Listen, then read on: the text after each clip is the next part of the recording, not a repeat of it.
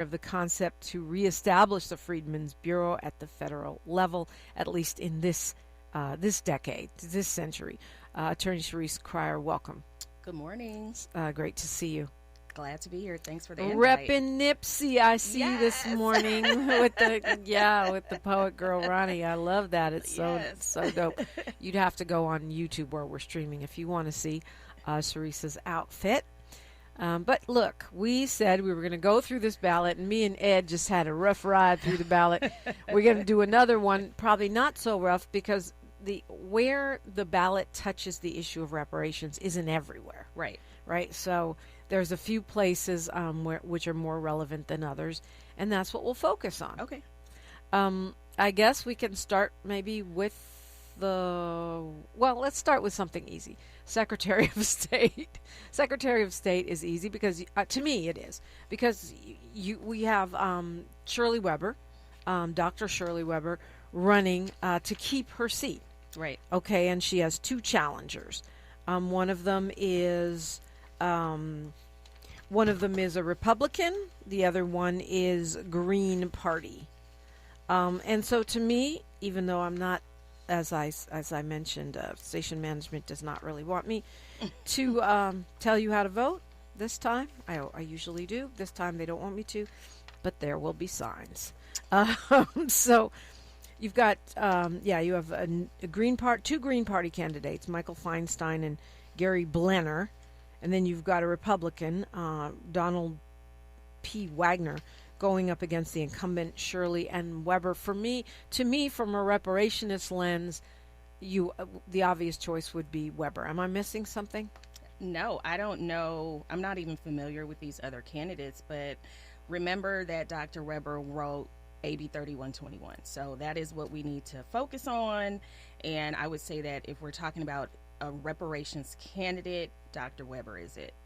I don't have anything else to say about the other candidates. Yeah, I mean, I don't either. And the point of this conversation is, if you're a reparationist, if that's your number one issue, who are your candidates? Right. And to me, the Secretary of State should be a no-brainer. Right. If you're a reparationist. I agree. Yeah. I agree. Because in a way, party preference or platform or whatever doesn't matter. In our era, she has got to be one of the most effective reparationists. Yes. She got the ball rolling with the bills in California, right. reparations bills in California. And did so boldly when a lot of people are She did. scared. Absolutely. A lot of people are scared. And so when you talk about, I don't really even know, and maybe you know better than I do. When you talk about treasurer and controller, those are roles that protect the money, guide the money, audit the money in the state, funds in our entire budget. And I know the controller candidates. We have Malia Cohen, the incumbent, is a black woman. She's a Democrat. We have Herb Morgan, who's a Republican, and a chief investment officer. And then we have Megan Davis, who's Peace and Freedom School bus driver. They're challenging Malia Cohen. I have not spoken with Controller Cohen directly about reparations, but I did find her to be an impressive, progressive, younger black woman. I don't know what her stance on reparations or social justice or restorative justice. I haven't seen that. I know when I first heard about her, she's a black woman and she's qualified. And so some of the organizations that I'm affiliated with endorsed her because she was strongly qualified and because she was a black woman. I would hope that she is pro-reparations, but if I'm not mistaken, she's friends with the former mayor of San Francisco, London Breed.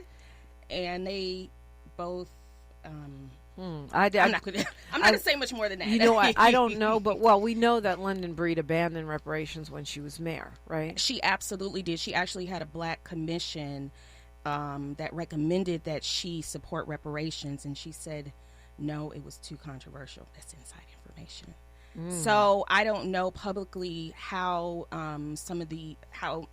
Malia feels about it. I would love to hear her come out, since I'm pretty sure she's a front runner supporting reparations. So Yeah, I think she probably is a front runner as a successful incumbent.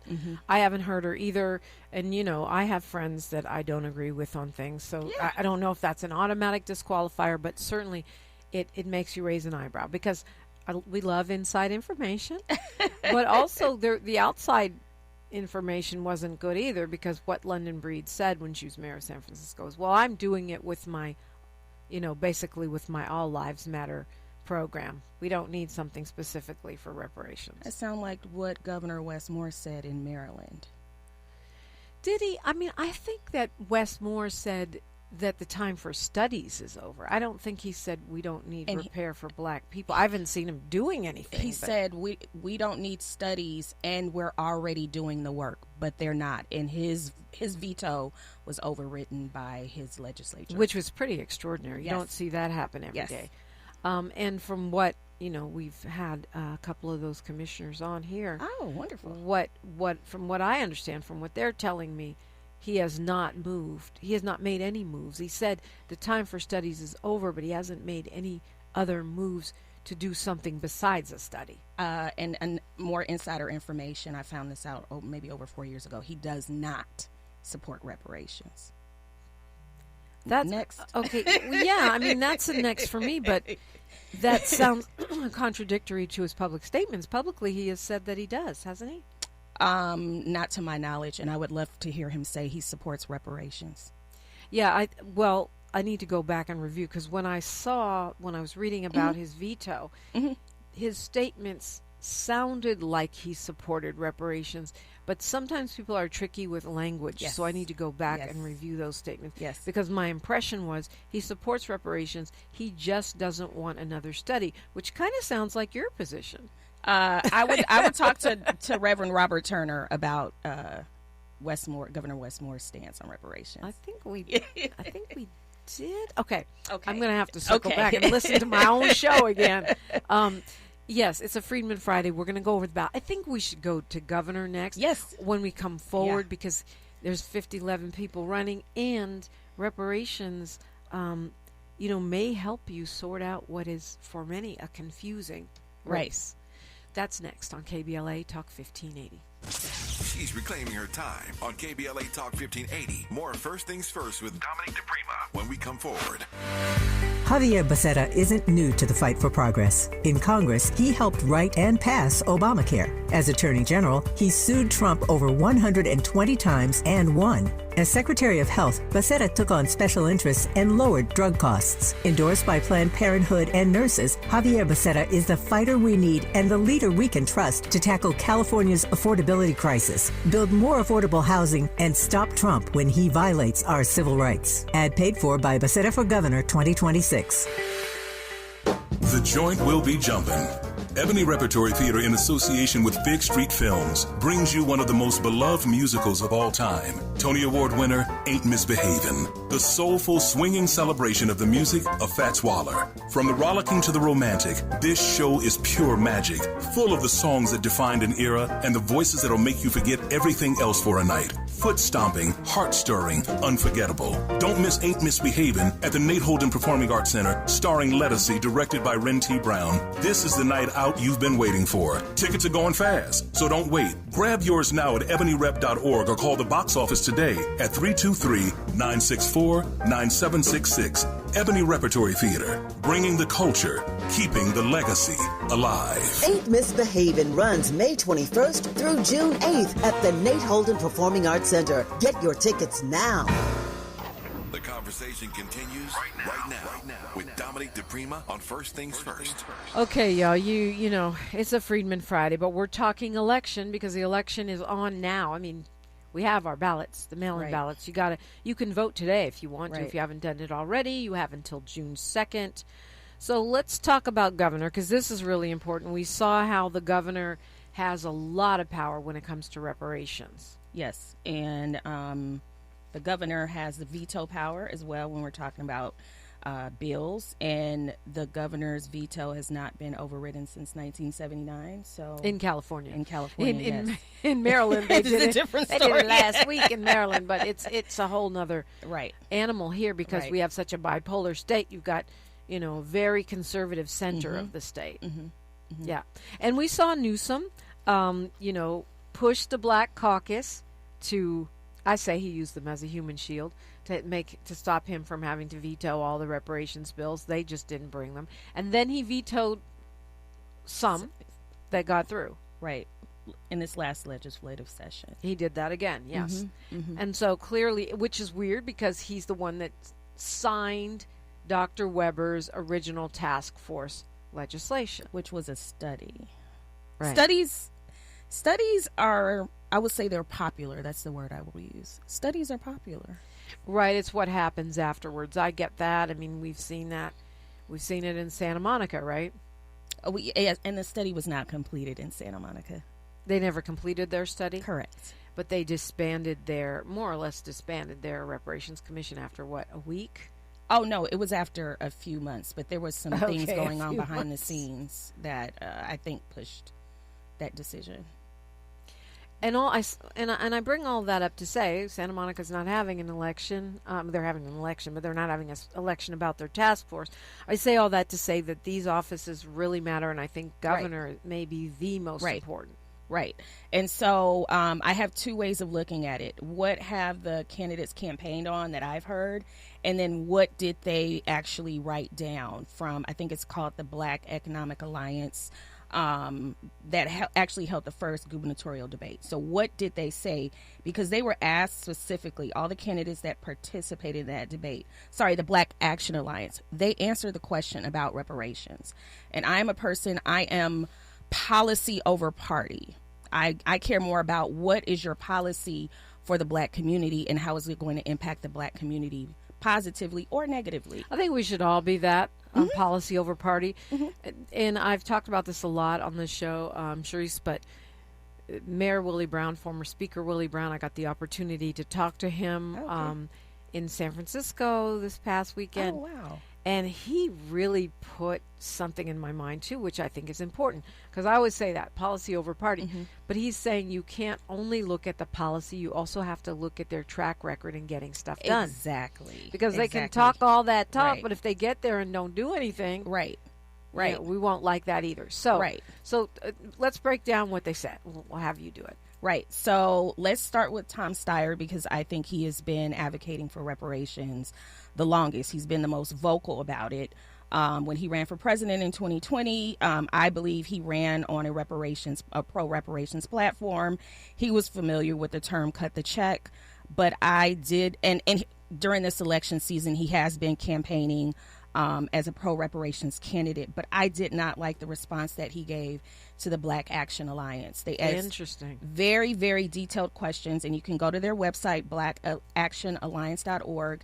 It has the breakdown of, the candidates that were eligible and responded in writing, and they asked them very specifically about Prop 209, the Descendants Bureau, and what type of progress they wanted to see in 4 years with the Bureau. And he, I believe, gave a one-liner, I've already supported something like this or things like that, whatever the commentary is, you can read it for yourself. And that was disappointing for someone who's been running on reparations since at least 2020. Meaning that he didn't give a more detailed policy analysis. Right. And I can see why he didn't put it in writing. I think maybe he hadn't really thought about what policies he would actually support in the reparations space. And I actually was listening to the last debate from last night. And I think when Steyer is not sure about a policy position, he kind of just, bluffs. And it seems like he kind of bluffed this answer because he and his team hadn't really thought about what they wanted to say. Yeah, that's interesting because Tavis Smiley interviewed Steyer, and when he came off the air, we had a conversation in the studio, just chopping it up. Out in the hall. It's weird because usually politicians rush out when they're off the air. And he did mention that he supported reparations. He reiterated that. I don't know if he knew about this segment. Right. But we didn't go into detail. Right. I don't think he has the details because, again, I'm just not sure if his team has really fleshed it out or if it's just, maybe a talking point for him. But some of the other candidates actually did answer substantively these questions. Okay, let's hear it. Okay, so the next candidate, I will say Tony Thurmond. He answered the questions. He gave substantive responses. He's the only black candidate. He's the only black candidate, and he's not polling well. Not polling well at all. It's really sad because really is sad. He is a progressive. He has held statewide office. Yes. He is younger. He is. I don't know why he hasn't landed with some of the endorsements and with voters really. And I'm not sure when he actually got into the race, but he did provide substantive answers. When asked questions directly, he has offered his support, said that he supported the Reparations Task Force and their findings, et cetera, et cetera. There's some recommendations I actually made to him directly. Good job. Yes. As far when as the superintendent of education, here's things that you can do to protect the BSAP program. And we didn't sit down and talk about it, but BSAP being Black Student Achievement, yes. for those who don't follow. Yes. And I'm so glad you said that because it's been under attack. It's now facing a renewed lawsuit, and I have been saying all along that this is a form of reparations. This should be under reparations, not affirmative action, so that it doesn't get all lives mattered. We are on the same page. I can't put into any more detail exactly what I told him to do that would help protect that program, but I'm very disappointed that, and I'm just going to say this publicly, that LA Unified didn't do more to actually insulate the program and protect it from attacks. It's being attacked by Parents Defending Education. They're not even based in California. It's a Virginia conservative nonprofit that Ed Blum is on the board of. So why are you here? But there's ways for them to protect that program. I think maybe this next administration needs to think more closely about doing that. Yeah, I mean, and also shout out to UTLA. I don't, United Teachers, if it wasn't for them, it probably would have already fallen. Right, but another conservative nonprofit also attacked Fresno's BSAP program, and they did the same thing that LA Unified did. They just opened it up to everyone. So we need to be mindful and careful of these, programs that are specific to the Black community, and finding a candidate that's going to protect them. Yep, absolutely. So when you say Thurmond gave policy-specific answers, you felt like he was tracking this issue. Yes. My observation of Thurmond is that he is a progressive. I don't know if that's why he's not tracking. I don't know if they think we're not ready for a Black governor, but he's polling consistently around 1%. Yeah, I again, I'm not sure when he got into the race. And I seen him speak. I don't know what the issue is. But so I'll say that to say I'm not sure if we can rely on his policy positions for reparations for this next administration. I'll say that. Okay, so a lot of folks have been saying that Steyer's the only one who supports reparations, but clearly that's not true if Thurmond took detailed policy positions. I wonder about voting for a Tony Thurmond, though, who's polling at 1%, when we could end up with a Chad Bianco, which I don't think we need to ask whether he's for reparations. Okay, so I will say this about both Republican candidates, again, on policy over party. Right. They were, from the response I've seen, I think the only one who responded was not Chad Bianco. Steve Hilton. Steve Hilton responded, and he was a no, period. Yeah. No. Period, no. full stop. Period, full stop. So, to anyone who is pro reparations, you're pro lineage reparations, you're for Freedmen Bureau, you're for Freedmen reparations. If you vote for Hilton, may you have the reparations or lack thereof that you deserve, and may you have the state that you deserve. So we could talk about this later, but Hilton's plan for this state is the same as Elon Musk's Doge plan, which, as you've seen, has been challenged in court because it was they attacked DEI illegally and used arbitrary reasons. They used ChatGPT to call back some NIH grants, and a judge found that they had violated, people's civil rights and violate the Constitution. So if that's what you want to have, someone who's going to contribute to increased unemployment and increased taxes, we see what we're getting with this current administration, increased gas prices, and we're going to have a situation very soon where we have gas rationing if this war in Iran continues, and significant increases in grocery and other goods that we use regularly. As if they weren't already high enough. The other point that I think is a fair point here is that many times when we, you talk policy over party, but many times there's a hope that certain conservative candidates, especially those that are seen as more maverick, would fall on the side of reparations. And in this case, they have pre-told you they're not doing it. I mean, Hilton has, I don't know. But to me, if you follow Bianco, he pretty much echoes everything the president says. Right. And the president has, at this point, unequivocally stated that he is against reparations. He said that in reference to the UN. Reparations for black people. Right. Not for the Holocaust survivor community. Right. But yeah, right. When we're talking about reparations, whether you're a Pan-African, whether you're lineage, whether you're something else that I don't even know about yet, FBA, whatever. The fact is, we cannot keep hope alive here because the president has said in no uncertain terms that reparations for black people is not something he supports. In fact, it's something he's vehemently against, and he's using it as one of the reasons he wants to dismantle the United Nations. Yeah, it's...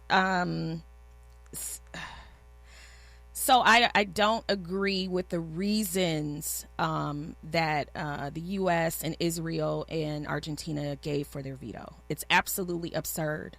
But that being said, I'm pretty sure the directive came from the top to veto that bill or veto that resolution.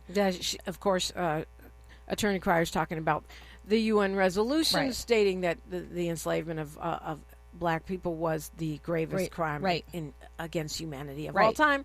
Right. And the only three that voted against it was Argentina, U.S., and Israel. Right. Because I think it passed. Right. And I think there's a connection. Now I will talk about again the motivation for the veto or for the voting against that resolution, but the motivation for the resolution itself. From Ghana, I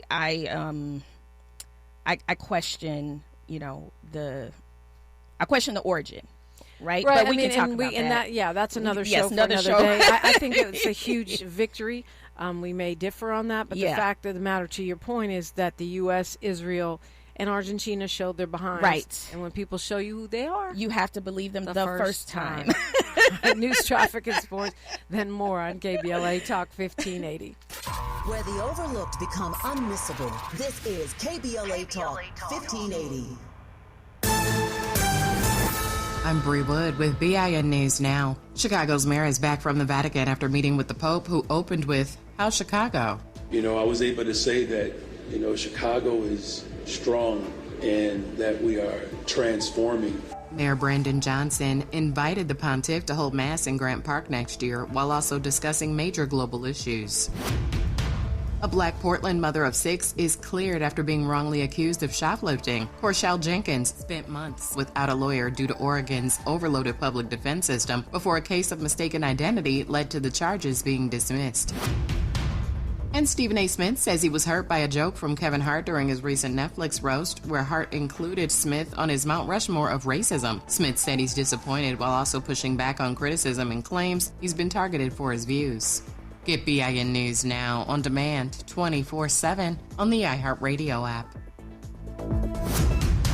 Head to Waba Grill weekdays after 3 p.m. for their $5 happy hour and try their new Chili Crisp dumplings. Bold, crunchy, and tossed in a fiery crisp, paired with a premium Waba beverage drink like their authentic Thai tea. Get both for just $5 only at Waba Grill. It's for you. This is the KBLA Sports Minute with Ray Richardson.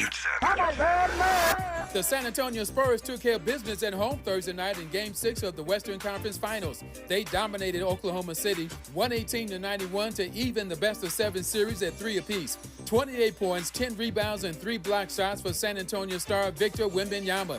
OKC missed 33-point shots, 5 of them by NBA MVP Shai Gilgeous-Alexander. SGA had his lowest point total in the series with 15. He also had only 3 free throw attempts. We'll see if SGA plays like an MVP in the decisive Game 7 Saturday in OKC. It's been 12 years since an HBCU won a game in the NCAA baseball tournament. HBCU Alabama State takes on Alabama today in a first-round game. First pitch at 4 p.m. West Coast time. For Alabama State alumni in the Los Angeles area, you can catch the game live on ESPN+. No debates, no speculation, just the info you need. That's your KBLA Sports Minute. I'm Ray Richardson on KBLA Talk 1580.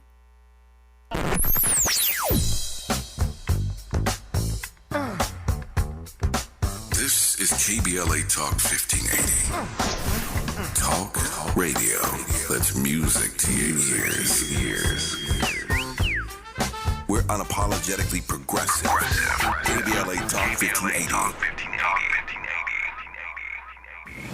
Hey, KBLA listeners, this is Stephen Bradford, candidate for State Insurance Commissioner on June 2nd. I've spent my entire life as a public servant on the Gardena City Council, the State Assembly, and the State Senate, standing up for working families, small businesses, seniors, and communities that are too often left behind. I'm running for State Insurance Commissioner because we need an advocate, a watchdog, who will make sure insurance is not only available, but affordable for all Californians. I, like you, am tired of being dropped from coverage after doing everything right, or wondering if anyone is on your side after a disaster strikes. I will be your strongest advocate to make sure we have a vibrant insurance market that creates greater competition and more choices for consumers like yourself. We need a market that serves all of California.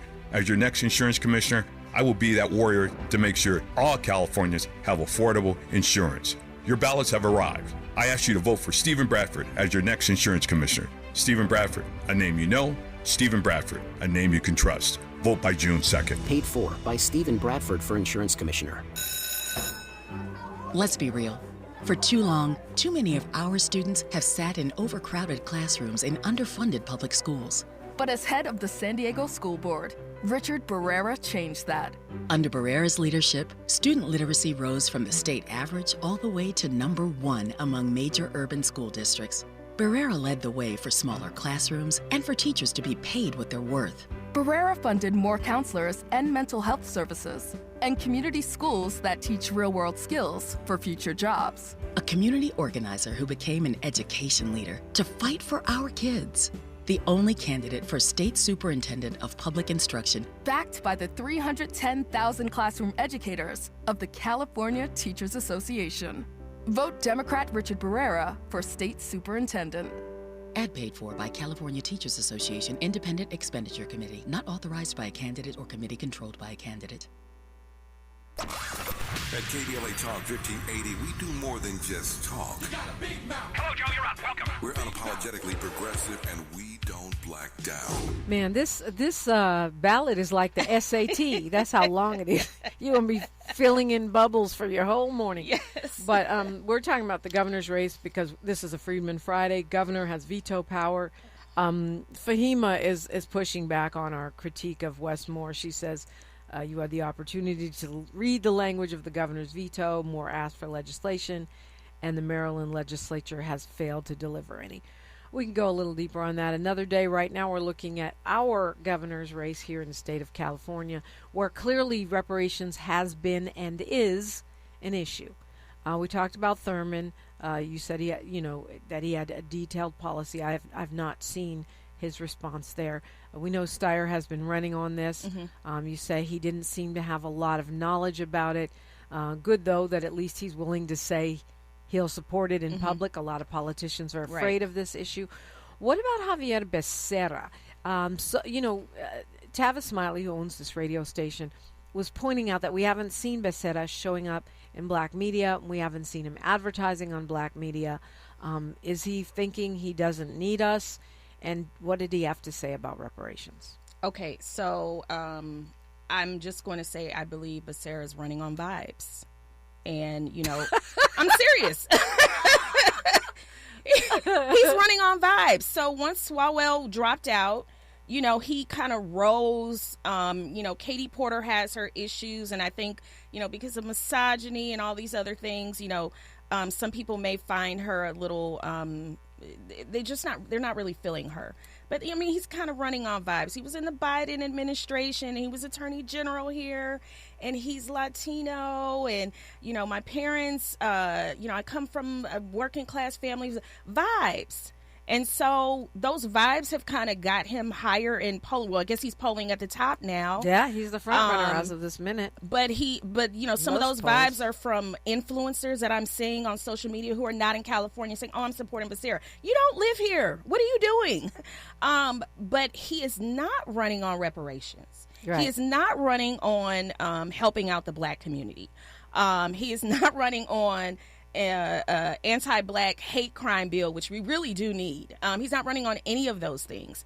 So he's running on. I'm going to. I've sued Trump, and I'm not Trump, and I'm going to protect this state from Trump when I get in office. Again, he's running on vibes. But I did go back and actually look at his response to the reparations question, and I will say he did provide a thorough response. It is in writing. He did say that he would support the Descendants Bureau. He didn't give one of the questions that was asked is what do you see the Bureau doing or what's the plan for the next 4 years? And he really focused on housing and down payment assistance.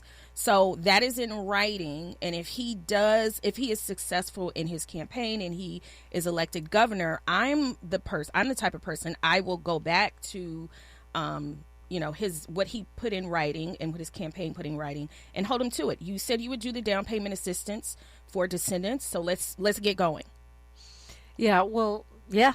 At least, right, to your point, at least there's something to be holding him accountable to. There was a debate in the Bay Area, or I don't know if it was really a debate or more of a presentation. The State of the Black Bay Area gubernatorial forum and report. It was hosted by the Urban League there. Right. And the only one who really came forward in that was Thurman. And so, no one else really was clear about it other than Yee, who said no, but she's dropped out already. Right.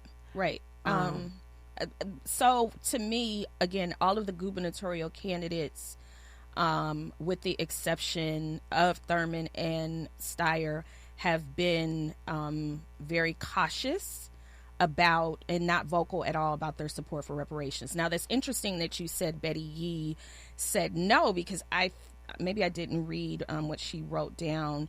Or she might have evolved, because that was an earlier conversation in San Francisco.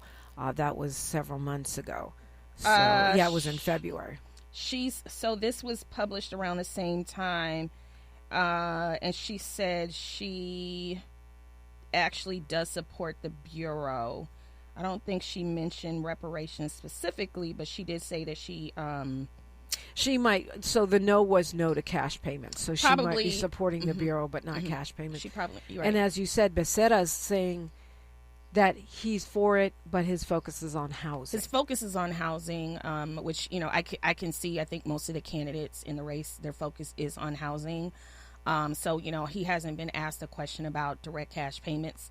But if you support direct cash payments for other communities, you might as well support it for us, too. But again, Becerra's running on vibes. He's not running on what I would call a black agenda. And I've been very disappointed in his campaign from that perspective. You're not running on, I've not seen you talk about anything directly to the black community. That's just my perspective. So, well, it's not too late, Mr. Becerra. You are secretary, I should say. Becerra, you are invited anytime on First Things First. Right. What about Porter? True, she's dealing with misogyny, but I think it went a little beyond that, because she was found on tape a couple times cussing right. out her staff, which now they're saying those tapes came from Steyer. Surprise, surprise. It's called Oppo research. Right. But also, where was she on reparations? So I haven't been able to find anything on that. So I don't think she has anything in writing or recording that I can remember. But when the state Democratic Party had their convention here, was it 2024? They had it downtown. Katie Porter was running. I think it was 2024. Okay, I think she might have been running for Senate or Congress, whatever she was running for. And we pulled her to the side and asked her directly because, members of CJAC were there. Shout out to CJAC for all their advocacy work in the reparations space. But she was asked, and she said she was very enthusiastic. Absolutely. I don't know where she is on record. She may have been on record at that convention supporting reparations, but I have not seen her campaign. In some of the gubernatorial debates or discussions that I've watched, she has not been invited. So I can't say whether she supports it or not. I'm not going to put any words in her mouth. Based on some of the other policies that she has presented and she supported, she did come and speak to my union. It seems like she might support, this policy, but again, she's not on record, so that's not enough for me. I need you to be as vocal about some of these other policy issues for me to say, you support reparations. And according to this Bay Area forum, she didn't have a clear position. That's the takeaway they have. So, hard to say. But also this this forum, Bianco, Hilton, and Mahan were no-shows. So they didn't even take the time to come to the Urban League convening in the Bay Area. And Mahan lives in the Bay Area. Right. So I'm not sure why he's running for governor. He may have a good housing policy. I'm not sure. I actually have not seen the numbers that he claims in his city as far as decreases in the unhoused and increases in housing. But he was an absolute no, and it's written down. He was an absolute no on the Bureau. He was a no on reparation. He was a no. Mahan. Well, yes. and I mean, he's funded by, the tech bros, the oligarchy. So it was surprise. He's a young guy, but to me, he represents sort of the mild version of our current administration. Mm-hmm. And I mean, I feel like that's not what we need. I don't. So I feel like he talks a good game. That I'm not the status quo, but I think he would definitely be the status quo. But he's polling so low. Again, I'm not sure why he's still in the race. He should have dropped out. Cha-ching. Yeah, possibly. And also when you talk about partisan politics, Republicans are known. Actually, no, it's the Democrats, so I can't say that. Democrats have been known to fund Republican opponents to push other Democratic candidates out of the race. Yeah, that's right. I mean, that's what Adam Schiff did. Right. In the Senate race. Right. And it apparently worked. Right. Because he is now the sitting senator. But to your point, we already know he's a no. Right. From a reparationist lens, that's a non-starter. He's and I mean, I haven't seen any other policies where he is, and I don't like to use the word progressive because that's not the term I'm looking for. He is not pro-black. He does not appear to be pro-black. And other than housing, I'm not sure what policy he is running or policies he's running on as governor. He hasn't talked about anything else. Yeah. Well, he's talking to me. He's running on. I'm not them. I'm not a progressive. It's pretty much his platform. I'm not a progressive, but I'm not a Republican. Vote for me. But look, if one of your main backers is allegedly Peter Thiel, a white South African billionaire, do we expect him to have a pro-black agenda? No, not at all. I'm kind of like, can we connect the dots here? No, I mean, not at all. And I don't expect all of these candidates to have a pro-black agenda, but I expect the ones who want to be serious in this race, they should have a pro-Black agenda. Yeah, and even if it's not an agenda, at least, an acknowledgement that these are issues that are part of your portfolio or part of your platform. I don't expect you to, be wearing a Reparations Now t-shirt, you know what I mean, and hanging out at Leimert Park. But you could at least, acknowledge this. Yeah. Because we, quiet as it's kept, it's not that easy to win public office without us. Absolutely not. And who do you think is giving a lot of these major endorsements? I'm not going to name the PACs, but these Black women's PACs in the state of California are very powerful. And a lot of candidates from, the governor on down, the president on down, actually seek endorsements from these organizations. So if you're not even engaging and you're not presenting policies that, again, are specific to the Black community, hint, then, again, you're not a serious candidate. Yeah, it's an interesting way of looking at it. Again, back to my conversation with Mayor Willie Brown, former Speaker Willie Brown. He says he looks at every single candidate as a potential employee. Oh. And would I hire this person? Interesting. Because it's not just, he said, about what they say they're going to do. It's what have they gotten done in the past. Right. And would I, if I had to pay their salary, would I hire them? And it adds another layer. Right. Attorney Cheryce Cryer is here, and I'm really interested to talk a little bit about a couple of the other offices if we have time. 800-920-1580. Certainly, we want to take a look at the Lieutenant Governor now that we've talked to Governor. That and more straight ahead on a Freedmen Friday, KBLA Talk 1580. More of First Things First with Dominic DePrima when we come forward. Let me tell you something about Los Angeles. This city doesn't have small problems, so it damn sure doesn't need small, weak leadership. That's why I support Karen Bass. She walked into a system that was slow, broken, and reluctant to change. She cut through red tape and started moving people off the streets into housing. She created the Office of Community Safety to make our neighborhoods safer, supported wage increases for many underpaid workers, expanded contract opportunities for small minority business, and signed an executive order to give formerly incarcerated people a second chance. Karen Bass is about real change. I'm Samuel L. Jackson, and I've seen a lot of people talk tough. Karen Bass is tough. That's why I'm voting for Karen Bass, and you should too. So vote today. You received your ballot in the mail by now. You don't even have to go to the polls. Just fill out your ballot and hand it to your postal worker. No stamp needed. Paid for by re-elect Karen Bass for Mayor 2026, 445 South Figueroa Street, Suite 2400, Los Angeles, California, 90071.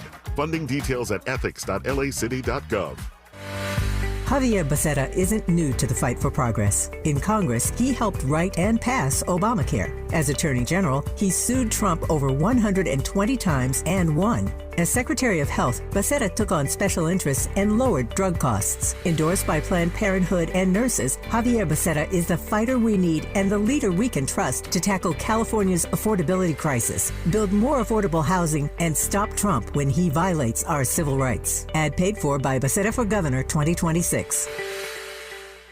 You still have time to vote. Skip the lines and return your ballot to any official ballot drop box near you leading up to Tuesday, June 2nd. So don't wait and vote early. Visit plan.lavote.gov to learn more. Brought to you by the Los Angeles County Registrar. My name is Cynthia Mitchell. I've been an emergency room nurse in Los Angeles County for 25 years. I've been there through every fire season, every outbreak, every earthquake. Every time Los Angeles needed us, the doctors and nurses of Los Angeles County showed up. And right now, I'm seeing another disaster coming. Trump's cuts to Los Angeles County's healthcare system are a public health crisis in the making. Medi-Cal, public hospitals, disaster preparedness are all at risk. But we can stop it. Measure ER fights back against these cuts. For a half a penny, we keep emergency rooms open, care within reach for working families, and doctors and nurses serving the communities we love. When you vote yes on Measure ER, you're not just voting for health care, you're voting for LA. Vote yes on Measure ER by June 2nd. Ad paid for by Yes on ER, Restore Healthcare for Angelinos, sponsored by St. John's Community Health and Health Justice Action Fund. Ad committee top funder, St. John's Community Health. Going to a World Cup match in LA this summer? Ditch the parking stress and ride Metro. With direct service from across LA County, it's the easy way to get there for just $1.75 each way. My mom has decided to learn to paint, and she's good. My dad's now into creative cuisine, and I've already put on 6 pounds. Learning new things comes with age. My mom, she started forgetting my name and what we're talking about. Forgetting well-known things doesn't. Memory loss may be a sign of Alzheimer's disease. Early detection gives you and your loved one time to plan for the future. Learn the warning signs of Alzheimer's at 10signs.org. Brought to you by the Alzheimer's Association and the Ad Council. Ready to order? Yes. We're earning unlimited 3% cash back on dining and entertainment with a Capital One Saver card, so let's just get one of everything. Everything?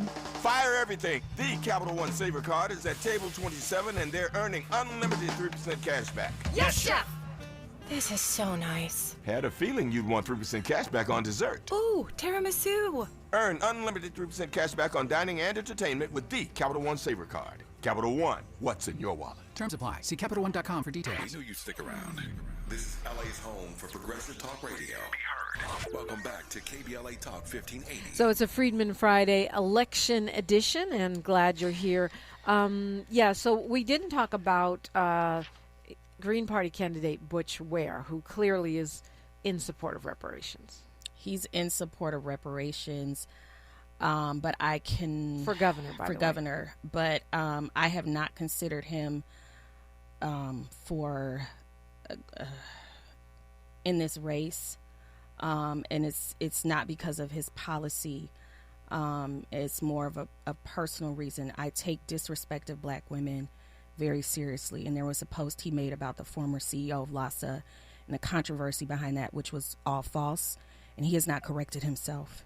And I'm calling him out. Until you correct yourself and apologize for the lie that was posted, I will not be supporting any office that you are running for. I'm not, policy aside. I do not tolerate disrespect for the Black community or Black women, and especially not in 2026.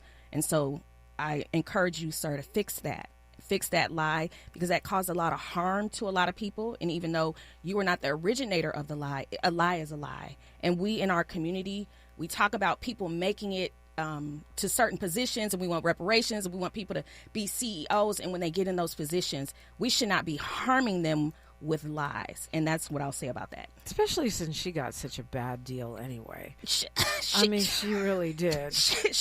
We often get handed bad situations as Black folks. Alicia Adams columnist, yes, who we're talking about. Yes. Yeah. Just here's the whole mess that we've been creating for the past 50 years. Now we're going to blame you, fire you. Anyway, that's another conversation for another day. Hadn't seen that. I want to talk about Lieutenant Governor. There's a bunch of people running for this seat. The two most well-known names are probably Fiona Ma and Michael Tubbs, I would think. Right. I recognize both of those names. They're both Dems. They're both Democrats. And the endorsements, though, I have seen for multiple organizations are for Elliot Ma. Oh, Fiona Ma? No. There's Elliot another. Ma? There's another. I don't see him. Oliver Ma. Sorry, oh, Oliver. Who's a civil rights lawyer. I haven't looked into him. All of the endorsements from a lot of Black organizations has been for Oliver Ma. I've been confused because I have never heard his name before. I don't know what his connection is, but he has been endorsed by some organizations that I'm in community with. I'm not sure why Fiona. I recognize her name too. She's been in politics for a while. I'm not sure why she's facing a scandal right now around supposed sexual harassment. Right. Oliver Ma, he's a Democratic socialist running for governor. That's why he's probably getting those endorsements. But Michael Tubbs out of Stockton is African American, progressive. So I don't understand why Mr. Tubbs has not made more headway with some of these organizations. I don't know if there's something that we don't know or something they know, if he hasn't campaigned a lot, if he hasn't sought any endorsements. I actually really haven't seen any social media traffic with anything that he's doing for this campaign. And it's unfortunate because he has done some good things, and he's a pro-reparations candidate. Michael Tubbs, yeah. Yes. Clearly. Yes. And a solid progressive who has implemented the universal basic income, which is one of the things that reparationists are suggesting in the state of California for our older Americans. Right. So he should be a no-brainer. across the board, any organization that has a PAC or is offering endorsements that's black centered, black focused, Michael Tubbs should be your pick for lieutenant governor. So I'm not sure, really the lieutenant governor doesn't really have an impact per se on the policy at the state. There's not any vetoing going on. There's, hopefully not any influence going on. Unless the governor happens to be out of town on that day when yeah. Right. Yeah. Unless they're covering for the governor. But I'm really confused. Michael Tubbs, I believe, was part of this. There was a pro-reparations, mayor's reparations group that existed once upon a time. I think he was a founding member. Again, yes, he implemented UBI in his city, and I don't know if he was a 2-term mayor, what have you. But there was some really great policies that I believe he was implemented. 2-term. And to me, his UBI program set off other ones, like the one in Compton. Yeah, other people copied it, and that was a good thing. And we have UBI for some of our foster youth here in LA, and I think that was a result of his pilot program. So I'm not sure. Again, maybe he's not campaigning, or he's not seeking the endorsements. Or he's getting out fundraised, possibly. He could be, but for me, looking outside as an outsider, I thought he may have had the connections. I think he went to Harvard or Stanford. I can't remember his undergrad degree. I don't know that part. But I feel like he would be well connected enough. And I'm not sure if we've had a black lieutenant governor. I think that would draw people. Not that I know of. I want to do an honorable mention before we run out of time, which is insurance commissioner, because Senator Stephen Bradford is running for insurance commissioner. Right. I don't know a lot about insurance commissioner, Right.